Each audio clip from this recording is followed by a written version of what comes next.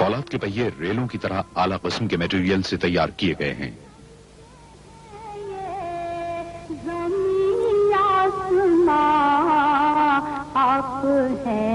ہر پہیے کو ہاتھ سے جوڑا گیا تاکہ گنبدوں کو کھولنے اور بند کرنے کا عمل کسی رکاوٹ، فنی خرابی اور دشواری کے بغیر انجام پائے اور محفوظ اور پائیدار بھی ثابت ہو۔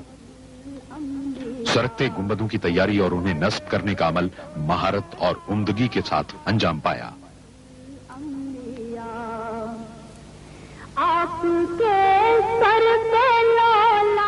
جدید ماہرین کو گنبد کی اندرونی ساخت کی لیمینیشن کے لیے بلوایا گیا۔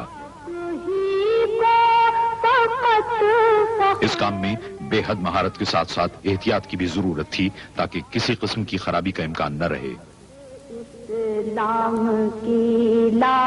گنبد کے پچھلے حصے کی مضبوطی کے لیے پلائی ووڈ کا استعمال کیا گیا۔ حتمی طور پر جوڑنے کے عمل سے پہلے کینیڈا کے کارکنوں نے لکڑی کو چھیل کر ہموار کیا۔ مراکش کی سیڈار لکڑی اس مقصد کے لیے مثالی قرار دی جاتی ہے۔ اس کا استعمال مضبوطی اور پائیداری کی غرض سے کیا گیا۔ اس قسم کے درختوں کا انتخاب ماہرین نے کیا اور اس کے شہتیروں کو بڑی احتیاط کے ساتھ کاٹا گیا۔ اس لکڑی پر نقش و نگار کندہ کرنے کا سارا کام ہاتھوں سے انجام پایا۔ اس مقصد کے لیے مراکش میں ماہر ہنرمندوں کی خدمات حاصل کی گئیں۔ نقش و نگار بنانے کے کام میں صفائی کی غرض سے پولی کاربن کے خصوصی اسٹینسل استعمال کیے گئے۔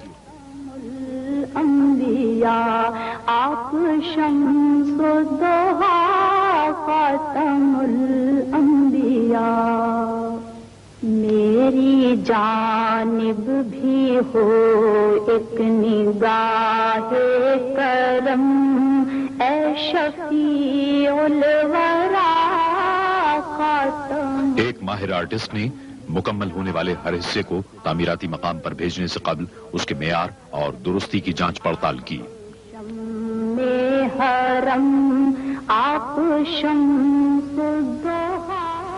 لکڑی کے بڑے شہتیروں کو مراکش سے جرمنی بھیجا گیا، جہاں انہیں جدید ترین مشینوں کے ذریعے کاٹا اور موڑا جا سکتا تھا تاکہ بنیادی ڈیزائن کے اہم حصے بنائے جا سکیں۔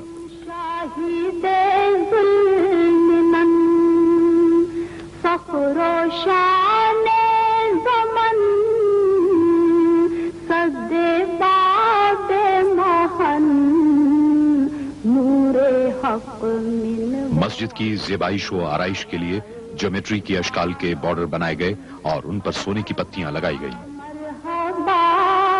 خاتم الانبیاء، مرحبا مرحبا خاتم الانبیاء۔ ڈیزائن کی مثالی خوبصورتی کے لیے قیمتی پتھر امیزونائٹ کے استعمال کا فیصلہ کیا گیا۔ کینیا میں عمدہ معیار کا پتھر بالآخر تلاش کر لیا گیا اور کان کو اس منصوبے کے لیے خاص طور پر دوبارہ کھول دیا گیا۔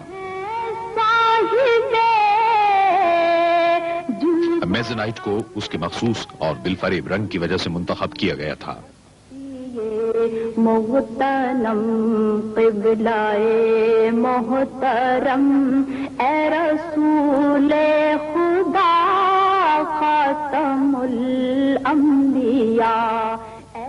ان قیمتی پتھروں کی حتمی طور پر پالش کی گئی اور لکڑی کے سونا چڑھے ہوئے ڈیزائن میں مخصوص مقامات پر نصب کر دیا گیا۔ اے فصیح البیاں،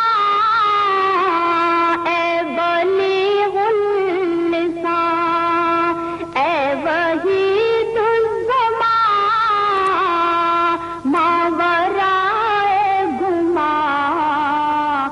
آپ گنبدوں کو اچھی طرح انسولیٹ کر لیا گیا اور واٹر پروف جھلی سے ڈھانک دیا گیا، جسے 2 اعلی معیار کی پولیما اور پی وی سی فلم سے بنایا گیا تھا اور ایک ساتھ لیمینیٹ کر دیا گیا تھا۔ سرکنے والے گنبدوں کے کلش سوئٹزرلینڈ میں بنوائے گئے۔ انہیں ٹھوس پیتل سے تیار کیا گیا اور بغیر پالش کے چھوڑ دیا گیا۔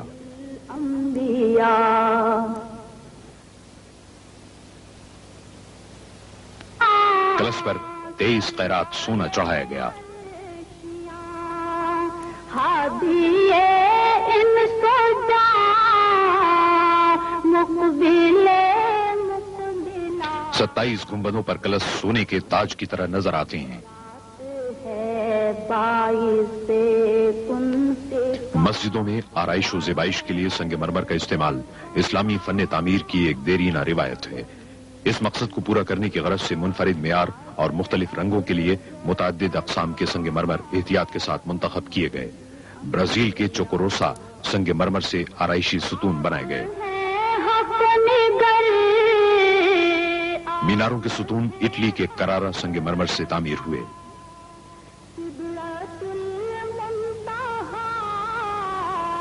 چھت پر یونان کا سنگ مرمر نصب کیا گیا جسے فیسس کہتے ہیں۔ یہ خالص سفید سنگ مرمر ہر اعتبار سے منعکس کرنے کی خوبی کا حامل ہے اور ہمیشہ ٹھنڈا رہتا ہے۔ اٹلی کا سنگ مرمر سیڑھیوں پر استعمال کیا گیا۔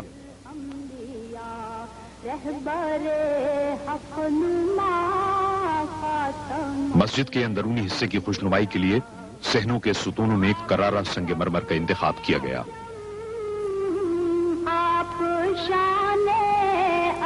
کرارا سنگ مرمر پوری دنیا میں مشہور ہے، خاص طور پر ماہرین تعمیرات اسے اس کی شفافیت، حسن اور پائیداری کے باعث پسند کرتے ہیں۔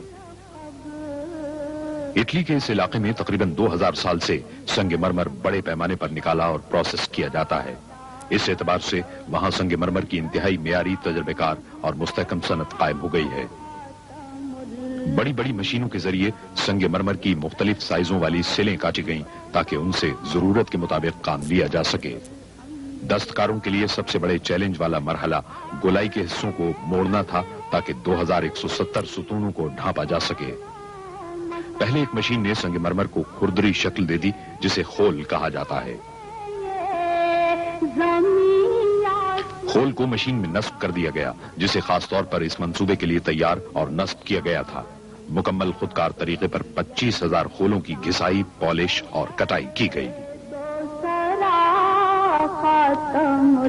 پالش عام طور پر ہاتھ سے ہی کی گئی کیونکہ سنگ مرمر کی پائیداری کے لیے پالش کا معیار بڑا نازک سا ہوتا ہے۔ 70 مختلف حصے ہر ستون کے بنیادی اجزاء بنے۔ ہر حصے کو مناسب طور پر جوڑنے کے عمل کو یقینی بنانے کی غرض سے ماہر کاریگروں نے کام کیا۔ بنیاد کی تعمیر کے لیے پہلے چاروں حصوں کو پوزیشن میں رکھا جاتا، اس کے بعد تمام حصوں کو ٹھیک ٹھیک مقام پر نصب کر دیا جاتا۔ ہاتھ اسلام کی لاج ہے یا نبی مصطفیٰ۔ پھر ان حصوں کو مستقل طور پر جوڑ دیا جاتا اور سوراخ کیے گئے حصوں کو ایئر کنڈیشننگ ڈکٹس میں نصب کیا جاتا۔ قرآن کریم کے نسخے رکھنے کے لیے خصوصی ڈبے تیار کرائے گئے۔ 17 ٹکڑوں کو جوڑ کر ایک ڈبہ تیار کیا گیا، انہیں مقررہ مقامات پر نصب کر دیا گیا۔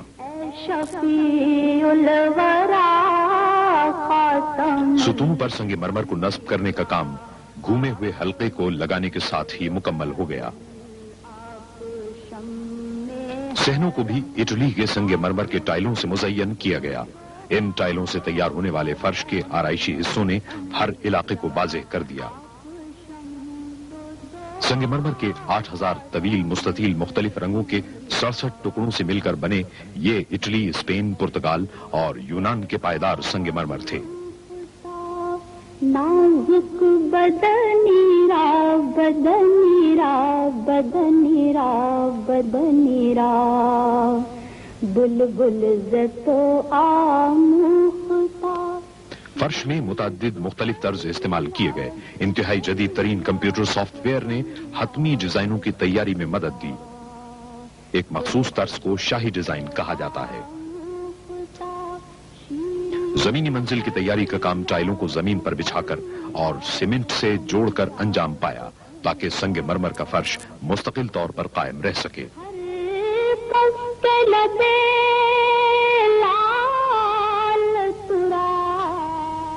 مجموعی طور پر 75,000 مربع میٹر کے فرشی ٹائل بچھائے گئے تاکہ توسیعی عمارت کے اندرونی حصوں کو مکمل کیا جا سکے۔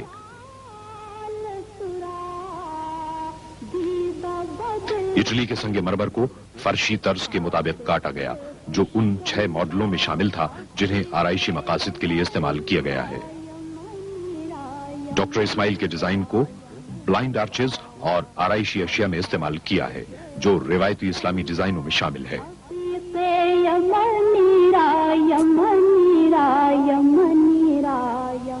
असल काम बोल्ट को मेटल ब्रैकेट में जोड़ने का था।